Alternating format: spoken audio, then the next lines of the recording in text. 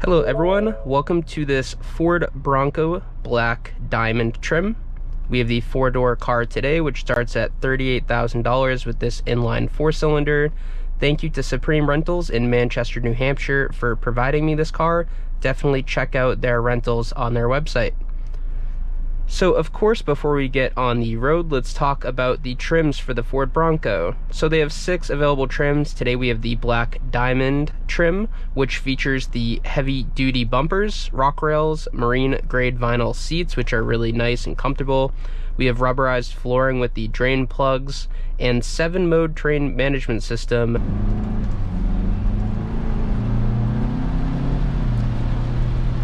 So this Ford Bronco has the 4-cylinder option. There is also a 6-cylinder powertrain, but we have the 4-cylinder today, which makes 300 horsepower, 325 pound-feet of torque.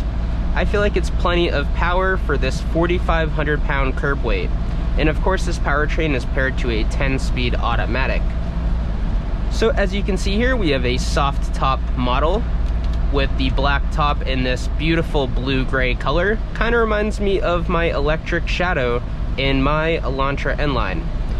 But, so obviously a very good-looking car. I would honestly opt for the hard top, but the soft top still provides plenty of protection from this snow we have here today. So I haven't driven the hard top version of the car, which obviously both have removable tops, so you can, have a convertible experience. But I will say that this soft top is quite loud. So if you're looking for a highway cruiser, this might be pretty loud on the highway, and I would maybe opt for the hard top to provide some extra quiet and sound editing in the interior. However, I think they're both kind of loud, so I think what you're really going to opt for the hard top is the longevity of it. I feel like that will, kind of stand the test of time, whereas soft tops, you just never really know. So as far as these back seats, there is a decent amount of room. I feel like if you're over 6 foot, you might have a hard time squeezing back here. So let's talk about this floor. So when the Bronco first came out, I was really excited for it because basically you get this floor, I was really excited for it because basically you get this rubberized floor with the drain plugs and you can wash it right out, take a hose to it. Obviously be careful of any seats or electronics you have in the car, but you can drain all that water right out and clean this car very easily. And that has an added appeal to these snowy climates, which we attract a lot of salt bringing in, on our shoes, and it's just much easier if you could take a hose to it. So regarding the many comparisons people might have between this and the Wrangler, I think the one comparison I want to make today, as I haven't really driven any Jeep Wranglers, is that I think the looks of this are much better. I honestly prefer the 2-door option rather than the 4-door as far as looks for these Broncos, but the 4-door one is quite handsome as well.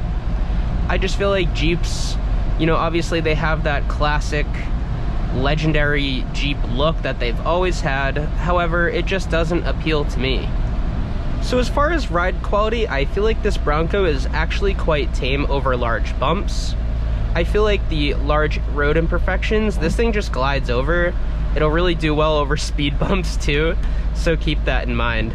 Honestly, I feel like if you're going to get one of these Broncos, you're going to be really comfortable around town. I think where you might kind of regret your purchase, which, I mean, maybe you won't, but you just will have a less good of a time, is on the highway. If you're doing a lot of highway driving, I would not suggest one of these.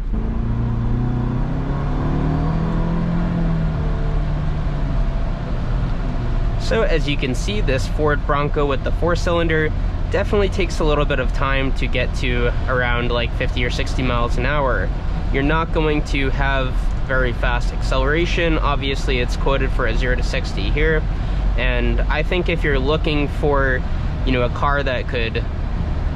I think if you're looking for a Bronco with a little more power, you might opt for the V6 option. Regarding fuel economy, this Bronco is rated for 20 miles per gallon in the city and 22 on the highway. So actually fairly efficient with this 4-cylinder and these aggressive tires. So instead of a traditional hatchback in this Ford Bronco, we actually have a 5th door. And this one opens directly to the cargo space in, I would guess call it a trunk behind the rear seats, and still has plenty of room for cargo. The one place you might have an issue with this is if you're parked with someone behind you, say you're in a parallel parking situation, you can't really open that, so keep that in mind. So although this Ford Bronco is kind of lacking in the sound deadening department, I feel like as far as these aggressive tires, they're actually pretty good on the road. I feel like I was expecting them to be a little vibraty, but they're honestly not. So regarding the seats in this Ford Bronco Black Diamond, they are manual adjustments, but we have a little lumbar control. We have our traditional forward and back, and we also have one to control how far back our seat is leaning.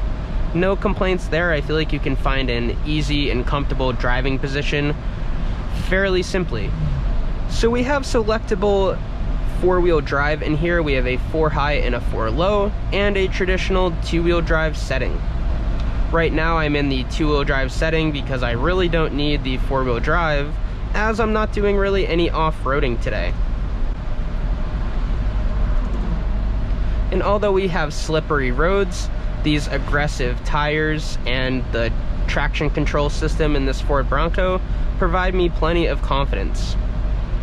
As far as interior quality, of course the Black Diamond trim is catered to more of an off-road lifestyle.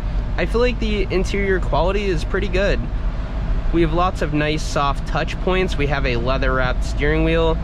Very high quality materials in this Ford Bronco. We also have single climate control in here. We don't have a dual system, but honestly, I feel like most people with their Broncos are going to be top down unless it's the chilly winter. So the soft top in this Ford Bronco doesn't completely remove. It rolls back and provides, obviously a convertible experience. Just kind of think of it like a Ford Mustang convertible. So the doors also come off on this Ford Bronco, and what's great is the mirrors aren't attached to the doors, so you don't have to then remove the mirror from the door and then put the mirror back on. You can actually just take these doors off with ease. So regarding the greenhouse in this Ford Bronco, we have plenty of vision on the outside. I feel like the one place where this is compromised is I feel like these Ford Broncos really need a front camera, especially when you're off-roading. And obviously some of them are equipped with that. I really like the steering wheel in this Ford Bronco. We have all the settings we may need, such as volume control, our cruise control settings, and of course to skip track and go forward, hang up calls, and everyone's favorite, the voice commands. One thing I wish they did with this Ford Bronco is they had just a strict analog gauge cluster.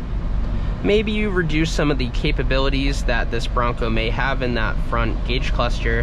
However, I feel like it would provide a nice homage to the original Bronco rather than just having this little weird screen, which honestly doesn't provide me much detail that I might not have on a analog gauge.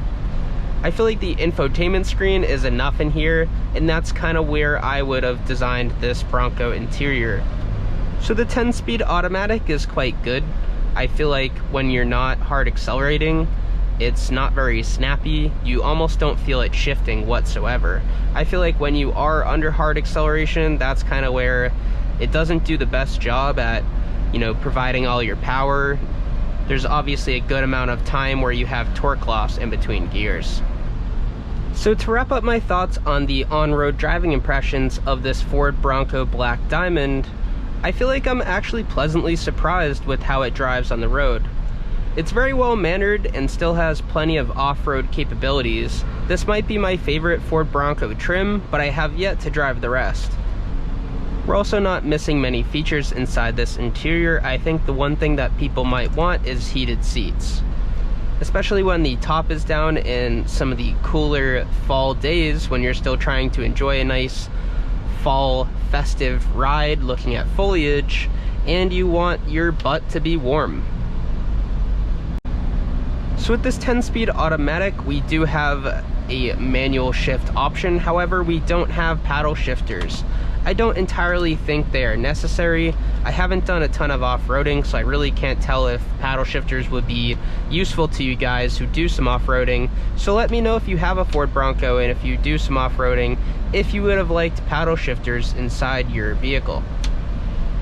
With that being said, I really enjoyed my time in this Ford Bronco. Thank you to Supreme Rentals for letting me check it out. I definitely recommend the Ford Bronco Black Diamond. I can't really speak to the other trims. However, I feel like the black steelies on this Ford Bronco, the good looks it has, and even this 4-cylinder engine, I feel like are quite highlights of the vehicle. With that being said, please like, please subscribe, leave your questions and comments below, and I will see you all next time. Bye-bye.